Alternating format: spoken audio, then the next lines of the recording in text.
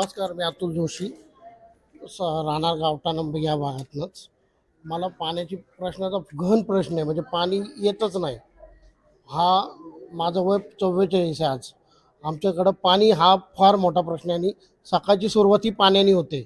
तर आम्हाला मोटर लावून हे लावून पण पाणी येत नाही. परत मुलींना शाळेला उशीर होतो, सोडवता येत नाही. फार आणि फार लेडीजची फार समस्या आहे इथं.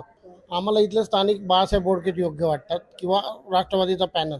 का तर इथून पुढचे कोणी नगरसेवकच नव्हतं 10 वर्ष. गेले 10 वर्ष कोणी नगरसेवक नव्हतं. तर कुठलीही कामं कुणाला माहीत नव्हती, ते दादांनी पूर्ण केलेली आहेत. म्हणून आम्हाला राष्ट्रवादीचं घड्याळ पॅनल हवा आहे.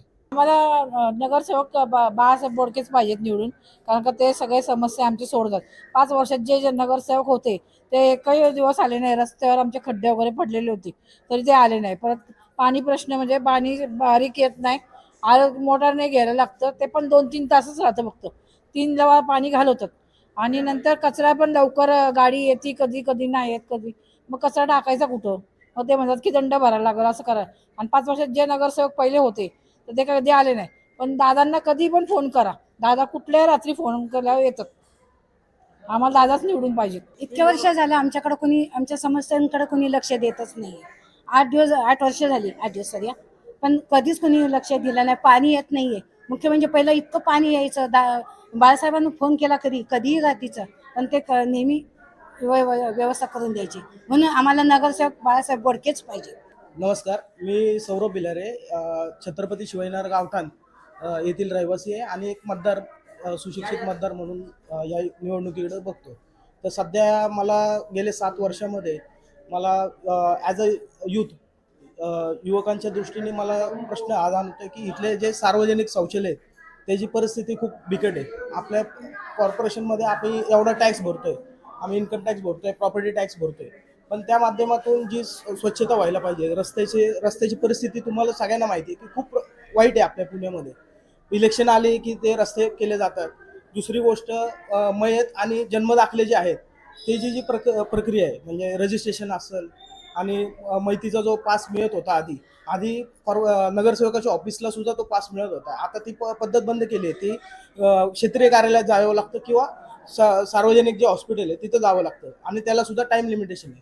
तर ह्या सगळ्या चॅलेंजेसवर मात करायचे आम्ही आमच्या माध्यमातून अजितदादांना याचं निवेदन दिलेलं आहे. आता बघू, ह्या 15 तारखेला मी माझं वैयक्तिक मत तर या बाजूनेच देणार आहे की मला बदल घडवायचा आहे. गेल्या 7 वर्षामध्ये प्रचंड आम्हाला त्रास झालाय, कारण या कोविडमध्ये तर प्रचंड त्रास झालाय. कोविडमध्ये आमचे 7 म्हणजे 5 नगरसेवक होते, त्यांनी कोणीच त्या इथं लक्ष दिलं नाही भागामध्ये किंवा अख्ख्या प्रभागामध्ये ते फिरत नव्हते.